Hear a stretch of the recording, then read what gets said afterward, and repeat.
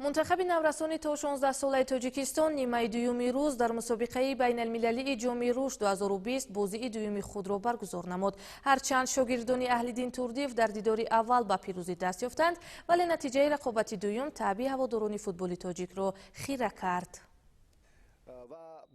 در دور دومی مسابقه جام روش 2020 در مینسک منتخب نورسانی تا 16 ساله تاجیکستان از همسالان اسرائیلی خود با حساب بزرگ 4-0 دچار شکست شدند.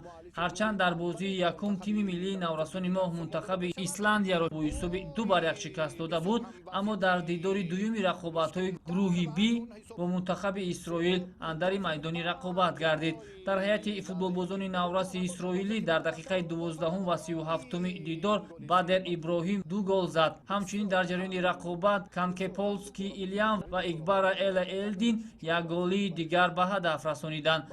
منتخب تا 16 ساله اسرائیل در حساب خود یک مساوی و یک غلبه داشته با 4 امتیاز صدرنشین گروه گشت. خاطررسان می‌نماییم که تیم ملی فوتبال نورسانی ما در بازی آخرین مرحله گروهی مسابقه بین المللی جام رشد روز 23 ینور ساعت 14 با یک کچین نورسانی گرجستان قوازمایی می‌کند.